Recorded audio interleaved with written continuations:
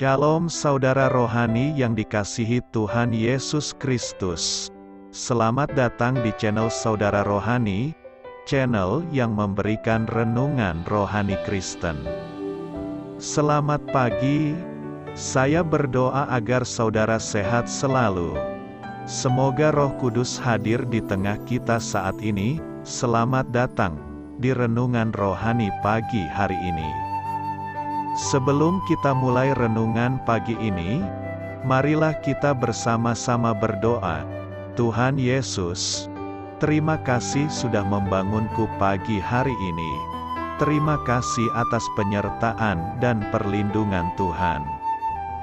Semua karena karunia Tuhan, kalau aku boleh menghirup udara segar dan menjalani aktivitasku seperti biasanya. Aku menyerahkan seluruh aktivitasku hari ini ke dalam kuasa tangan Tuhan. Jauhkanku dari yang jahat, ya Tuhan.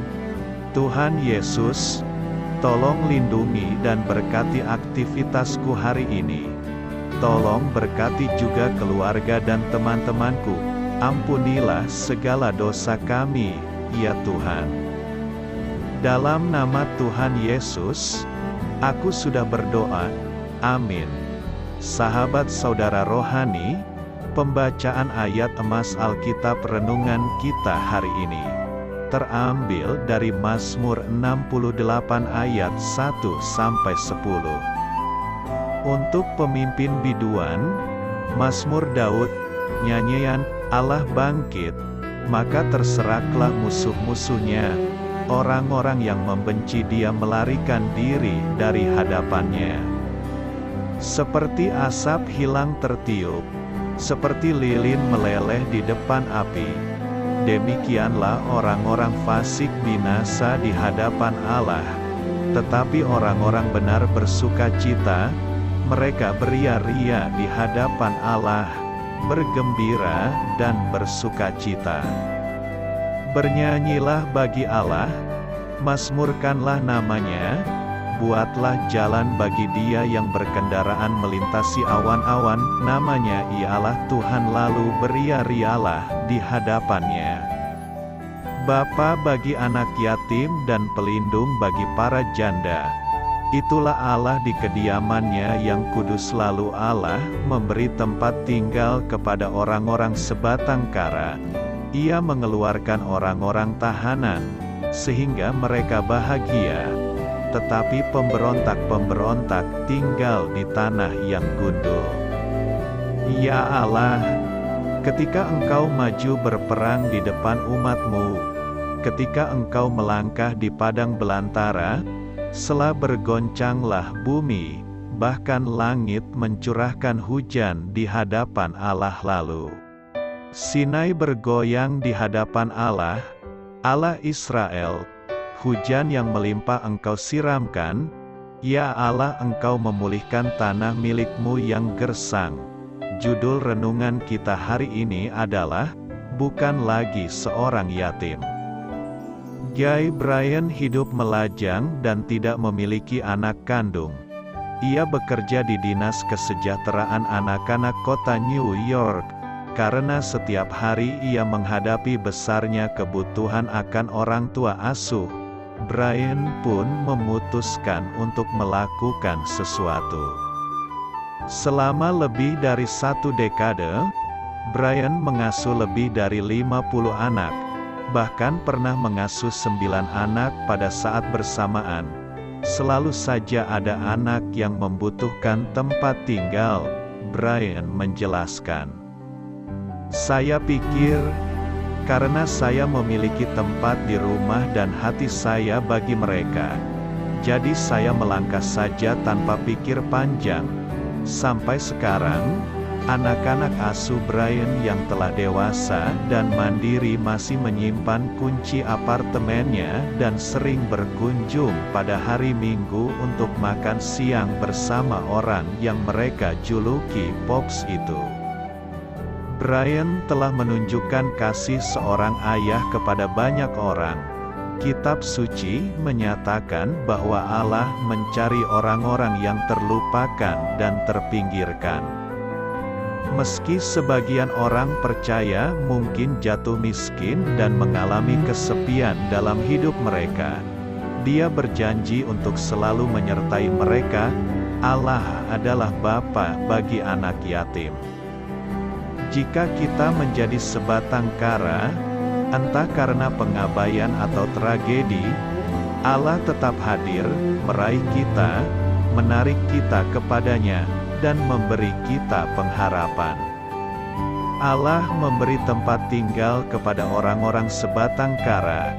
Dalam Yesus, kita menjadi anggota keluarga rohani bersama saudara-saudari seiman yang lain. Apapun pergumulan keluarga, pengucilan, pengabaian, atau disfungsi dalam hubungan yang kita alami, kita dapat yakin bahwa kita sungguh dikasihi. Bersama Allah, kita bukan lagi seorang yatim. Marilah kita renungkan, apa artinya memiliki Bapa Surgawi yang mengasihi Anda dan tidak akan pernah meninggalkan Anda? Bagaimana Dia telah menjawab kebutuhan Anda yang terdalam? Hal ini patut kamu ketahui. Sekitar 40 kali kata bahasa Ibrani yatom, dari akar kata yang berarti kesepian, diterjemahkan sebagai anak yatim, seperti di Mazmur 68 ayat 6. Meski dilupakan oleh orang, anak-anak yatim dan para janda tidak dilupakan oleh Allah. Tanggung jawab sosial umat Allah termasuk kesadaran untuk mengurus mereka. Dalam kitab suci hal itu pertama kali secara jelas dinyatakan dalam Keluaran 22 ayat 22-23 ayat, seseorang janda atau anak yatim janganlah kamu tindas. Jika engkau memang menindas mereka ini, tentulah aku akan mendengarkan seruan mereka, jika mereka berseru-seru kepadaku dengan nyaring.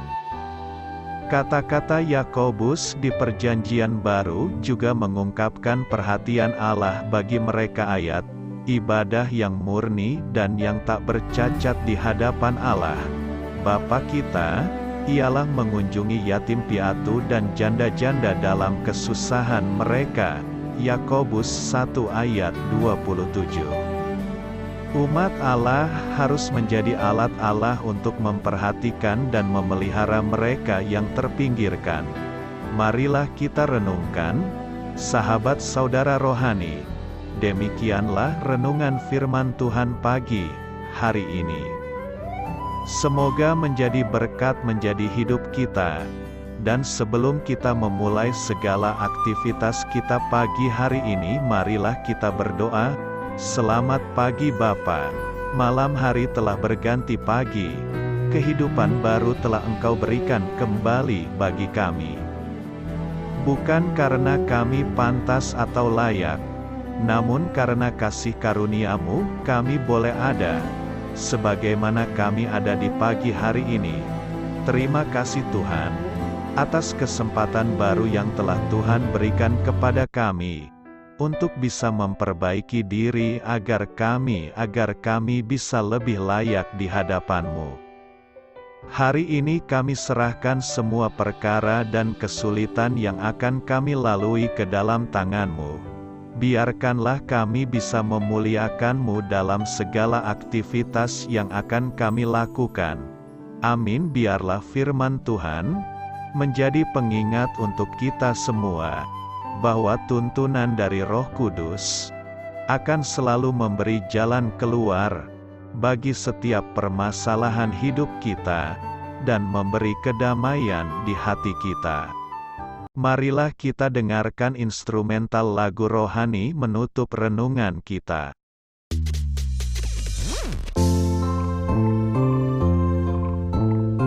Musik ini dibuat oleh saudara rohani.